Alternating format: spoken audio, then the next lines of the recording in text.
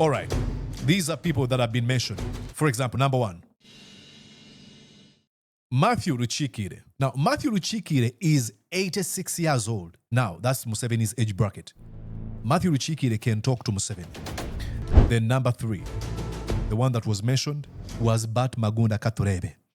Of course, you all know that one. He's a former Chief Justice of the Ugandan Supreme Court. Eric Arhanga was born in Kyamuhunga, Bushenyi. He's 88 years old. Another one. John Nwono Nasasira. He was Minister for Information and Communication Technology. And he served on many positions in government, including Minister of Works and Transport. He used to be Member of Parliament for Kazo County in Chiruhura District. Speak to Mr. Museveni. This is your guy. Speak to him and tell him he should reign over his child, his neighbor baby. Another one. Richard Kaijuka. Extremely rich. Patriotism is caring about the future of your country. It doesn't really matter how much you have. They all can be destroyed in a blink of an eye. Some of these folks live in Korolo. But you should just pause and remember what type of people used to live in those places. It was Obote and his men. It was Amin at one time. Sooner or later, you're kicked out. But this shouldn't be the way to go over and over again. Vicious cycle. We should have folks who are going to understand that we're at a very dangerous time or very dangerous times and try to sit down and chart a new way for a country we all claim to love. But if you're quiet because I'm afraid of Museveni, then how different are you? You're watching Mordecai Marissa Live Political Commentary. Please consider subscribing to help grow Uganda's Voices of Struggle ecosystem. Thank you. Very glad to be here on Mordecai Marissa TV. And yes, indeed. Good afternoon, good morning, good evening. Hi from wherever you are watching me from these United States of America. My name is Mordecai Marissa, and I'm super glad that you're part of this community where I use to communicate to the Ugandans and those especially that are seeking for political change in our country. And you are watching Mordecai Marissa Live.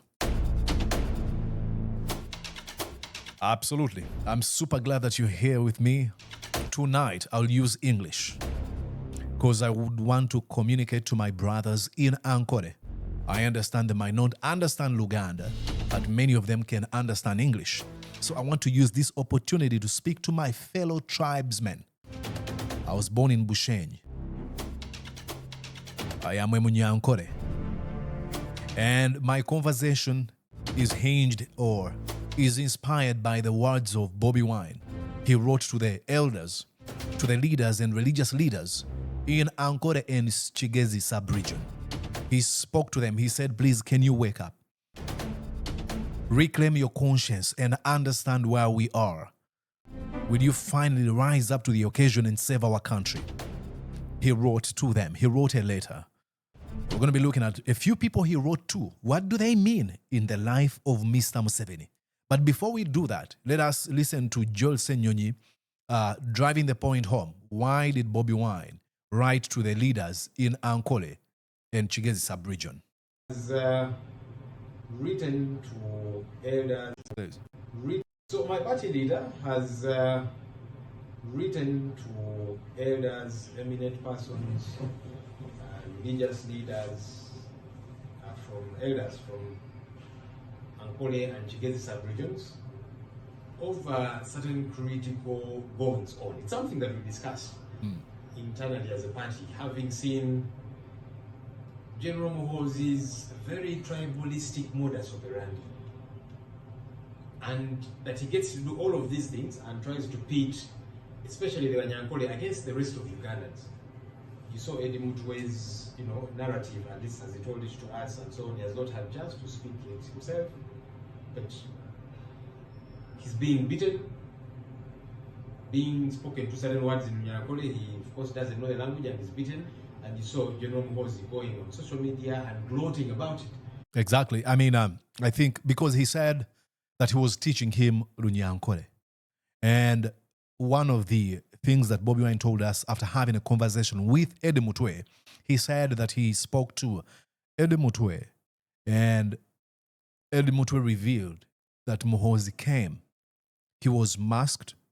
Eddy Mutwe was masked. When they pulled off the mask, Muhoozi came and asked him, Amagara, which can literally be translated as, how is your life? But because Eddy Mutwe cannot speak Runyankore, he was like, I don't have it.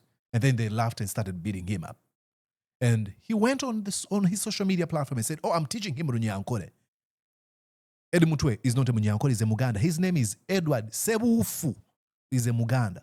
There's no need for him to learn Runyankore. And why would you gloat about it? Why would you go on and boast about the inhuman torture of a fellow human being? Guantanamo-based style of torture. Saying we're teaching this man Runyankore. Now, these sentiments are very problematic. Exactly.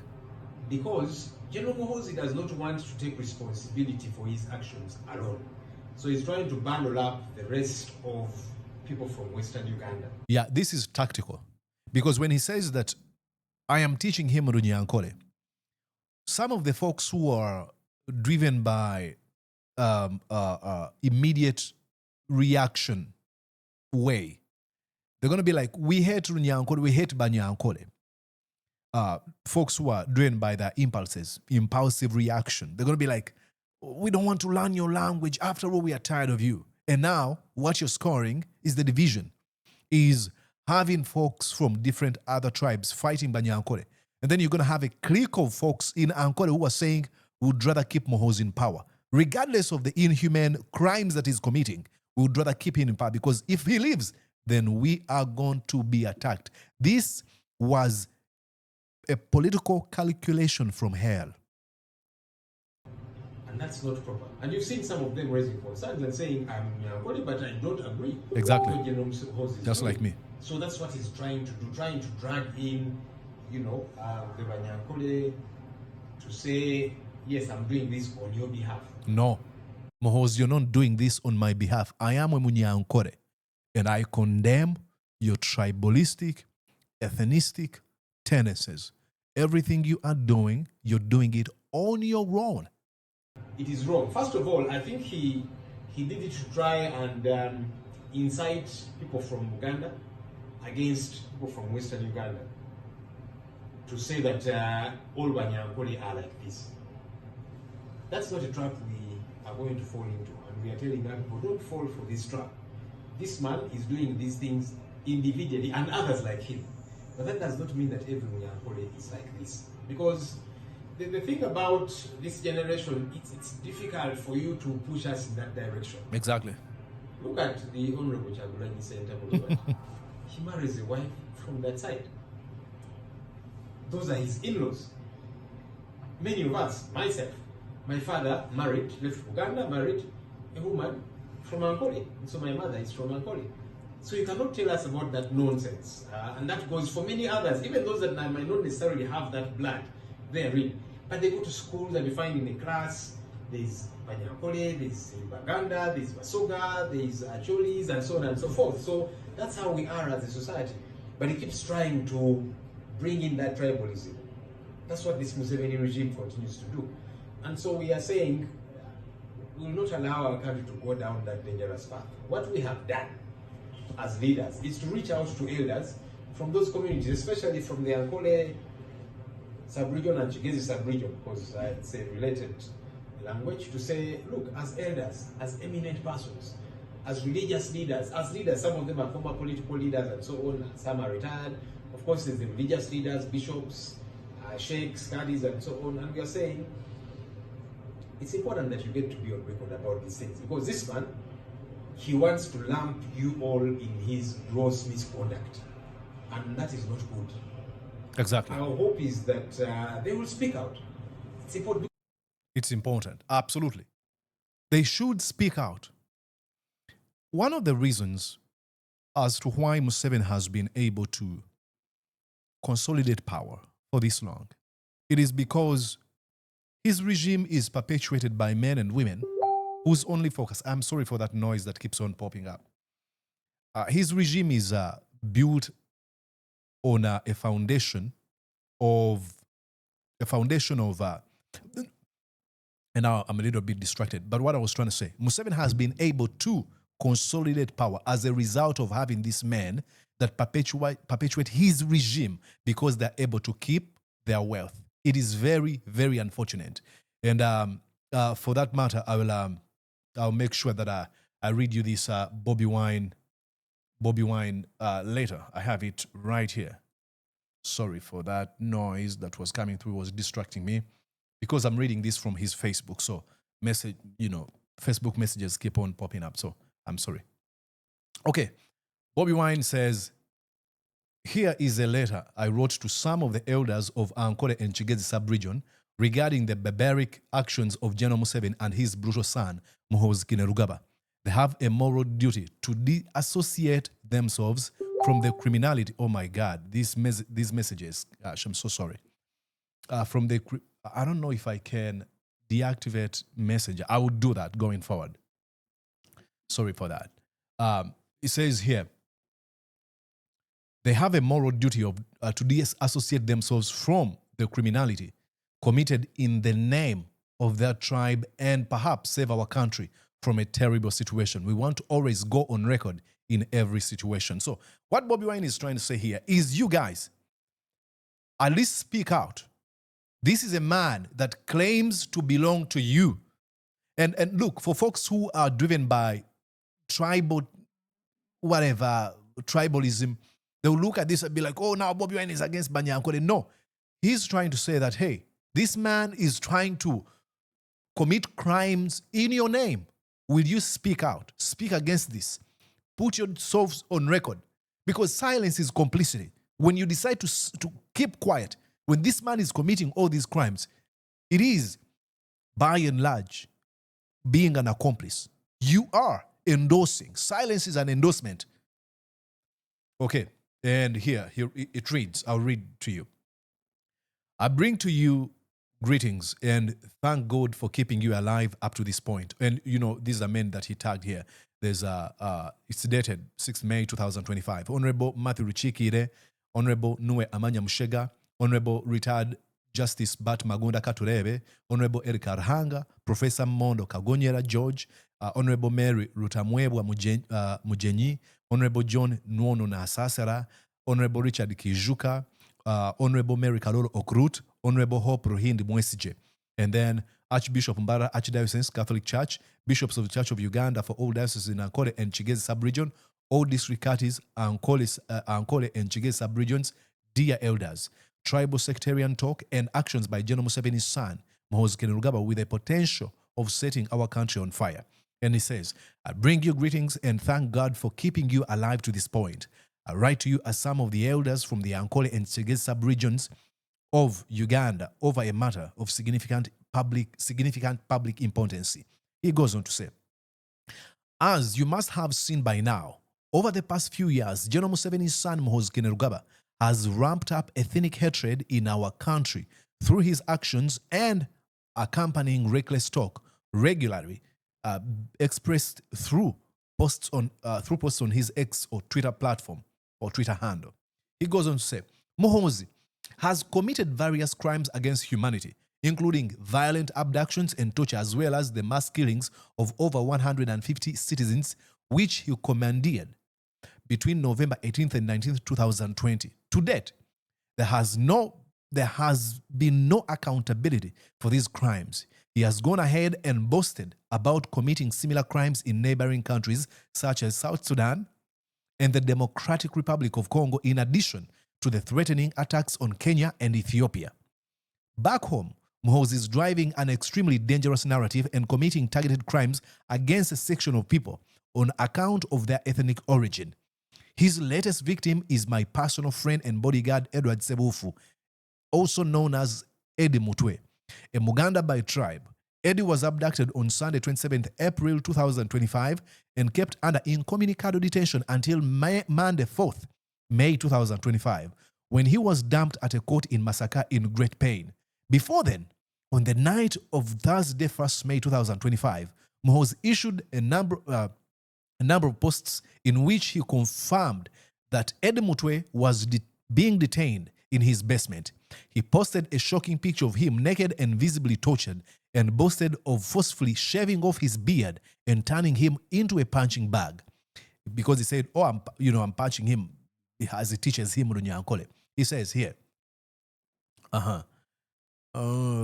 in 3 separate posts, he said that Eddy was being taught Runyankole with a direct consequence of pitting Banyankole against the rest of the country. This he has consistently done. In addition to Eddy's ordeal, I'll reduce here. In addition to Eddy's ordeal, many of our supporters who have been abducted and subjected to grave torture have confirmed that this is not mere rhetoric. Many, while being tortured, have been told to call the Kabaka to save them and to sing Ekitiibwa kya Buganda while replacing Ssaabasajja Kabaka with Ssaabalwanyi Museveni. As history teaches us, the worst catastrophes in human history did not begin with gas chambers or citizens killing each other. They began with degrading words, the dehumanizing actions, with hateful rhetoric, with intolerance, and with the abuse of power by a few against the many.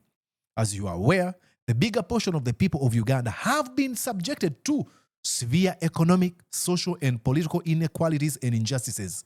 Government statistics themselves show that the disparities and regional imbalances. The least one would expect is the aggravation of this situation by mocking the victims of these injustices. He continues to say, one would expect the Museveni family to appreciate the people of Uganda and people of Uganda in particular for hosting them and treating them with so much kindness over the years. Right from the Ruwero War, Bush War days, instead they are now being provoked and asked, what can you do? In conclusion, he asks them, are you comfortable with what is going on? If not, what role can you play before the situation gets out of hand? Listen, Bobi Wine says, it falls on you as some of the elders of Ankore and Kigezi sub-regions to disassociate yourselves from this barbaric, reckless impunity and caution General Habura Museveni and his brutal son to exercise restraint before these actions plunge our country into anarchy. Even if they do not listen to you, you will have gone on record and discharged your moral duty.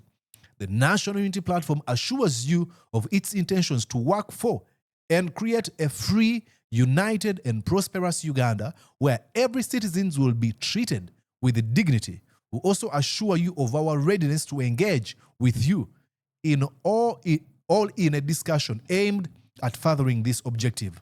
Sincerely, signed, Kyagulanyi Ssentamu Robert, President of the National Unity Platform. Now, that is Bobi Wine writing. I think I have to go back here. I'll show you these names of the people that have been mentioned here. As you can see, these are names of people that have been mentioned. Honorable Mathew Rukikaire, Honorable Amanya Mushega, Honorable Retired Justice Bart Magunda Katureebe, Honorable Eric Arhanga, Professor George Mondo Kagonyera, Honorable Mary Rutamwebwa Mujenyi, Honorable John Nwono Nasasira, Honorable Richard Kijuka, Honorable Mary Okaroro Okrut, Hope Ruhindi Mwesije, Archbishop Mbarara Archdiocese Catholic Church, Bishops of the Church of Uganda for all dioceses in Ankore and Kigezi sub-regions, all district caddies, Ankore and Kigezi sub-region. These are people Bobi Wine is writing to, and the rest of others. Now, as I come to a conclusion, I wrote down a few names of these people that have been named here and what Bobi Wine is asking for, is asking from them, not as much. And I'll read you. These are names of these people. A little bit of things you have to know about these men. First of all, I want to tell you, these are folks who are close to Museveni. Friends, like real buddies. Look, they say that Museveni doesn't have friends because he's betrayed all of them. And a few of the rest that still have respect for him is because he's keeping them wealthy, they're making money. They really kicked principles of freedoms and liberties out of the window. Principles of empathy and kindness and love and sharing and patriotism. They don't care as long as they are rich men who can still send their children at the most expensive schools, invest in countries like America and across the world. They won't say a word. But at least, because when the script finally flips, citizens will come after you. They will come after your children. It shouldn't be like that. I don't even endorse that. I don't endorse any form of violence. But I am old enough, read enough to know that usually this happens. And is this what you want to see? I know your answer would be a no. So what are you doing about it? That's the biggest question right now. All right. These are people that have been mentioned. For example, number 1, Mathew Rukikaire. Now, Mathew Rukikaire is 86 years old. Now, that's Museveni's age bracket. Mathew Rukikaire can talk to Museveni. He played a major role of hosting the start of the Liberation War in 1986 to 1981 to 1986, and the formation of the National Resistance Movement, which, he hosted them in his house at the beginning of this group, the 27. He hosted them. So Mathew Rukikaire knows Yoweri Kaguta Museveni. Mr. Mathew Rukikaire, please speak to your friend Museveni to reign over his son. Speak to that son. Muhoozi is your son. Could be even your grandson. Number 2, Amanya Mushega. He's a 7. Mathew Rukikaire, like I told you, I think he was born in Bushenyi. I'm not sure. But Amanya Mushega is a 7 to 8-year-old. He was born in the same district I was born, in Bushenyi. He joined the resistance, the National Resistance Movement or Army, in 1981. He's 78 years old. That is Museveni's age bracket. Please, Musei Amanya Mushega, raise your voice. Get in front before the camera and speak to this man. This country is dying. We need to hear you. We need your voices at this moment. Let Museveni know that in his terror, in his grave crimes, he's isolated, he's doing it by himself. Please speak up. 78 years old. He served in various ministerial positions, including Ministry of Defense, local government, education, and public service. He represented the people of Igara East in Bushenyi district in the Ugandan parliament. Then number 3, the one that was mentioned, was Bart Magunda Katureebe. Of course, you all know that one. He's a former Chief Justice of the Ugandan Supreme Court.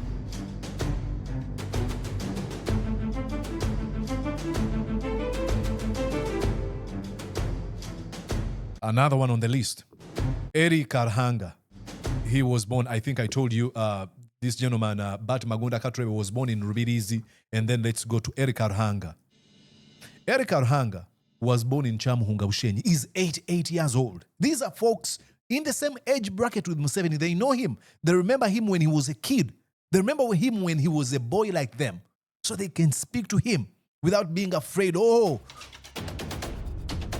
he's the chairman of Uganda Chamber of Mines and Petroleum. He's an extremely rich man. Extremely rich. Some of the folks that have kept Museveni in power, they don't care about positions, I will tell you that. All they want is money. Put them in a position where they can make a lot of money. But please, is money all you're going after in this life? Come on, brother. Actually, I would say, come on, grandfather. Eddy worked in a diplomatic capacity as Honorary Consul General of the Republic of Uganda to Seychelles since 2005. He also served and still serves on boards of many companies such as British American Tobacco, extremely rich man, Sub Millers Uganda, Nile Breweries, Chairman DFCU, Chairman National Social Security Fund 1989 to 1993, Chairman Renzol Mineral Water from 2013-2017, and so many other boards. Please, Eddy Karhanga, speak to this man. Do not be afraid of him. Come on. Another person that was mentioned in this list of Bobi Wine is none other than Professor George Mondo Kagonyera. Now this one is 84 years old. He was born in Rukunjiri district. He was a minister for general duties in the office of the Prime Minister. He also served as the Deputy Managing Director of Uganda National Social Security Fund from 2006 to 2008. He's an extremely rich man as well. He's only 84 years old. Speak to Mr. Museveni, Mr. George Mondo Kagonyera. This is your friend. This is your age bracket guy. This is a guy you know. Speak to him. Put yourself on record. Call out this thing that is causing trouble in our country. Another person that's been mentioned, Mary Rutamwebwa Mujenyi, is 68 years old. He was born in Nyabushozi district. Please. And she represented the people of Nyabushozi County in Nyabushozi district, in Chiruhura district, sorry. Yes. And she's a wife to former Bank of Uganda Executive Director Joshua Mujenyi, the late. Please, Mama Mary Rutamwebwa Mujenyi, speak to Mr. Museveni. Raise your voice against this division that is being spread by Muhoozi Kainerugaba. Another one. John Nwono Nasasira. He was Minister for Information and Communication Technology. And he served on many positions in government, including Minister of Works and Transport. He used to be Member of Parliament for Kazo County in Chiruhura District. Speak to Mr. Museveni. This is your guy. Speak to him and tell him he should reign over his child, his neighbor baby. Another one, Richard Kijuka. Extremely rich. Richard Kijuka. Oh boy, you can only imagine how rich this man is. But please, Kijuka, please do whatever you can. I mean, they're all over here. You can go on and read the rest, but I will even do this. Every person in Uganda should speak to Museveni. We should condemn this divisive rhetoric spearheaded by Muhoozi Kainerugaba. This doesn't make you opposition. No, it doesn't make you opposition. You don't be like, oh, when you condemn the division that is being propagated by Muhoozi, you don't become support of the NUP. You become a patriot. You become support of Uganda.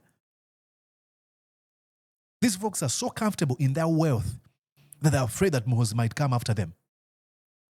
And this should be actually a lesson to all of us. When we build some people in some sort of a cult of personality, this is what it gives birth to. Now Museveni has only one thing in his mind, dominating other people. He built these men around him. And I'll tell you, you'll find these men who are in the age bracket with Museveni, referring to him as Musevei. They're afraid of him. Some of them even older than him. Musevei. You find women who are 80 years old referring to Janet, mama. She's not your mother. You can say first lady, ma'am. You built a monster. You cannot control this monster. I understand. The monster might come after you. You fed it. But put yourself on record. What else are you looking for if you're in this age? I mean, you've seen it all. I'm not saying that, hey, say this so that you can be killed. But can you rise up to the occasion and be a patriot like you want to be perceived? Patriot is not owning a number of petrol stations. Patriotism is not owning many apartments. What they call apartments all over all over the country, or owning resorts and owning pieces of land. Oh, I'm a patriot because I have this amount of money. Patriotism is showing that you love your country. And these folks might argue, oh, I invest in Uganda, now I'm rich. Come on. What kind of Uganda are you investing in? A Uganda that has a deeply divided groups. The extremely rich people and extremely poor. And you have an advantage because you've been given guaranteed over tax holidays and giving you other opportunities on which you can build this wealth. Opportunities that are not given to other people. Then, oh, I'm a patriot because I invest in Uganda. What kind of an investor are you? Have other people been provided this opportunity, this platform, to build their wealth from scratch? Patriotism is caring about the future of your country. It doesn't really matter how much you have. They all can be destroyed in a blink of an eye. Some of these folks live in Korolo. But you should just pause and remember what type of people used to live in those places. It was Obote and his men. It was Amin at one time. Sooner or later, you're kicked out. But this shouldn't be the way to go over and over again. Vicious cycle. We should have folks who are going to understand that we're at a very dangerous time or very dangerous times and try to sit down and chart a new way for a country you all claim to love. But if you're quiet because I'm afraid of Museveni, then how different are you?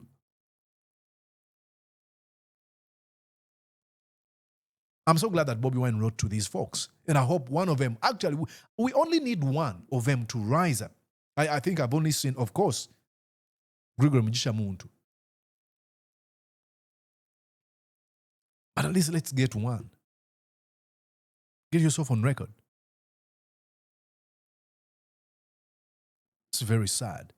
And I know you're going to dismiss my message because I'm putting on a red beret. A red beret, if I may talk to you now that I have an opportunity, because of course you won't watch my other content. Red Beret has a feast and a few words that says people power, our power, which can loosely be translated as people power is stronger than people in power.